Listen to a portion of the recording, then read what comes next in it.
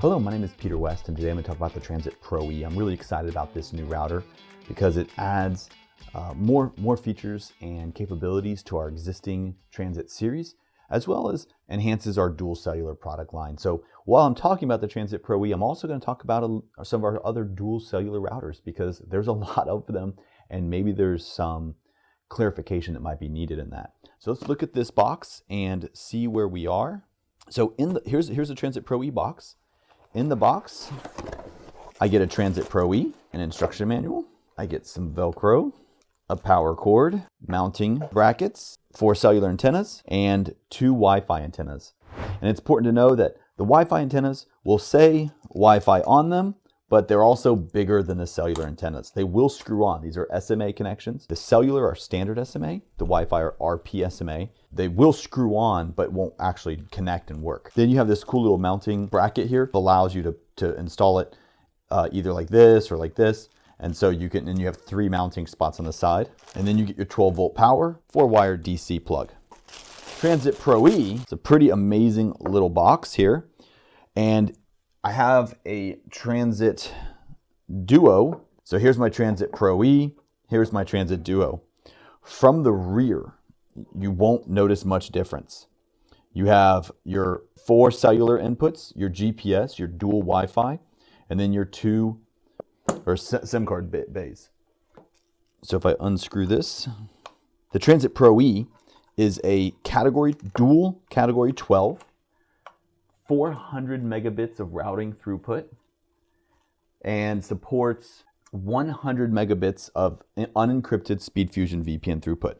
I've got my cellular 1 A and B, cellular 2 A and B SIM card slots, and these are the 2FF. So it's this size. So it's the largest of the 3 sizes, and then it just slides right in like this, and then it kind of clicks. And then it'll click in, and then click out. And then, so you have your A and B1, your A and B2, your 2 cellular 2x2 MIMOs, your GPS, and then your 2 RPSMA Wi-Fi antennas.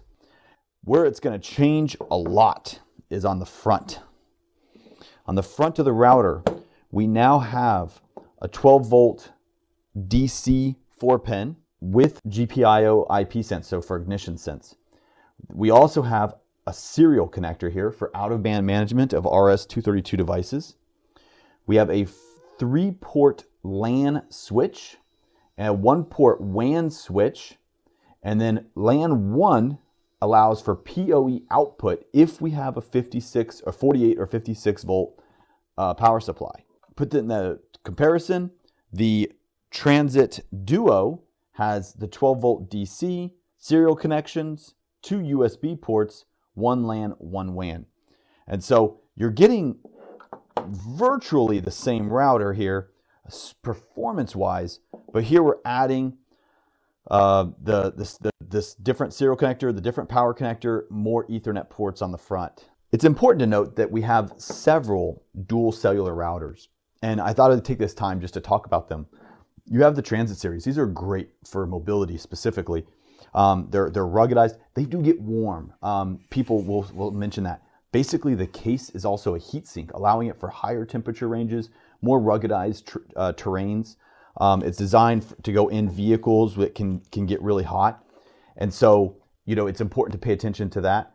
And it's a 400 megabits per second with 100 megabits of bonding throughput, dual cellular with a backup. We now have the new MBX Mini.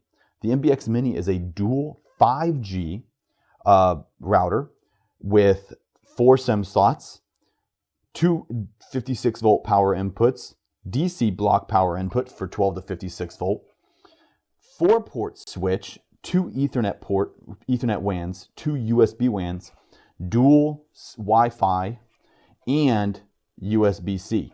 So, and this is dual 5G. This is dual 4G Cat12. You then have the SpeedFusion engine.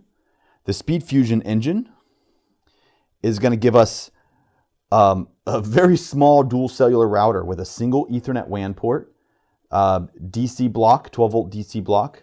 It has the little tiny connectors, so it's important to know These are not SMAs that come with it. You'll need to get SMA connector adapters. It has 2 cellular slots, but they're not failover. It's 2 SIM cards. This is designed for IoT applications, small applications where you're not lightweight, low power, dual cellular with SpeedFusion capabilities. Then you have the UBR. I just created a video on the UBR, so it's worth going and checking out. The UBR is the Transit Pro E used to be called the UBR Go. The Transit Pro E is based on the popularity of this UBR platform, where you're going to get a 4-port LAN switch, single Ethernet WAN, the 12-volt DC block, GPS, cellular Wi-Fi. This is a 120 megabits per second router with dual Cat4 LTE modems, dual Cat12, 400 megabits per second, 100 megabits of SpeedFusion bonding, dual Cat4 with 120 megabits of routing throughput and 40 megabits of SpeedFusion bonding. But you get this 4-port switch. And then finally, there are other routers, but for the ones we're going to talk about, is the HD2 Dome. The HD2 Dome is designed for marine applications, outdoor ruggedized applications. It's a standalone dual cellular router. It's powered via PoE, has a PoE also output if you need to be able to power like a webcam or something like that might be outside. And then you'd want to power this with like a PoE switch or a SIM injector.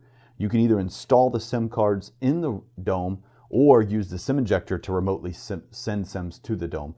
And it's great for outdoor applications or hard to reach applications where you want to use a SIM injector. All built-in antenna and router, all in one. There is no Wi-Fi on this version. So let's get back to the Transit Pro E. It is important to remember that it is the 12-volt 4-pin DC block, but the Transit Pro E supports up to 56 volts if you want to enable that PoE LAN port output. With this video, I just wanted to overview the Transit Pro E and some of the differences between that and our other HD or dual cellular routers. Thank you very much and have a great day.